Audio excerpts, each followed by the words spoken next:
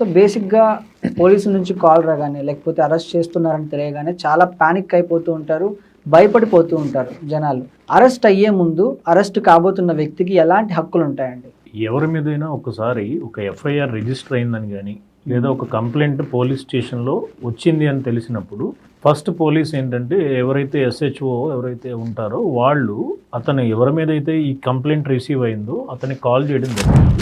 Call చేసిన తర్వాత నీ మీద సో కంప్లైంట్ వచ్చిందమ్మా, ఇట్లాగా అఫెన్సెస్ ఇవి అట్రాక్ట్ అవుతున్నవి, నువ్వు ఒకసారి స్టేషన్కి రావాలి అని చెప్తారు జనరల్గా. అంటే బిలో 7 years ఆఫ్ అఫెన్సెస్ అయితే అతను కమిట్ చేసిన అఫెన్స్ అనేది థెఫ్ట్ కానీ లేదా 7 సంవత్సరాల కన్నా తక్కువ పనిష్మెంట్ ఉన్న అఫెన్స్ అయితే అతనికి స్టేషన్కి పిలిపించి 41A అంటారు. ఇప్పుడు ప్రజెంట్ యాక్ట్స్ అమెండ్ అయిన తర్వాత 35(3) నోటీస్ ఇచ్చి స్టేషన్ బిల్ ఇచ్చి పంపిస్తారు. బట్ అతను తెలుసుకోవాల్సిన విషయాలు ఏంటంటే, ఎప్పుడైనా ఒక కంప్లైంట్ వచ్చింది అని పోలీసులు ఫోన్ చేస్తే ఫస్ట్ ఏంటంటే నేచర్ ఆఫ్ అఫెన్స్ ఏంటి తెలుసుకోవాలి.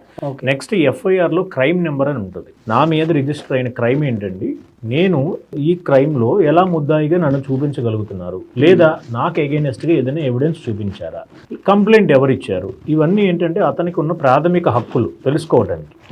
ఇవి ఏమీ చెప్పకుండా డైరెక్ట్గా కనుక అతను తీసుకెళ్తే గనక అది ఇల్లీగల్ కస్టడీ అవుతుంది.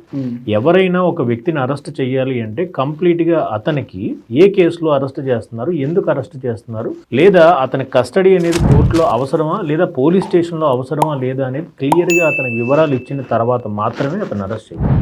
అట్లా కాకుండా ఎవరన్నా కనుక దురుసుగా ప్రవర్తించి పోలీసులు కనుక కస్టడీలోకి తీసుకెళ్తే డెఫినెట్గా వాళ్ళు కన్సర్న్ మ్యాజిస్ట్రేట్ గారి దగ్గర అప్రోచ్ అవ్వచ్చు, ఎస్పీ గారికి పై అధికారులు ఎవరైతే ఉన్నారో వాళ్ళకి కంప్లైంట్ ఇవ్వచ్చు. ఇవేమీ కాకుండా కూడా ఇంకా విషయాలు తెలియట్లేదు అనుకుంటే హైకోర్టులో హెబియస్ కార్పస్ అని ఒక రిట్ పిటిషన్ కూడా ఫైల్ చేసుకోవచ్చు. అది జనరల్గా ఉన్న పద్ధతి.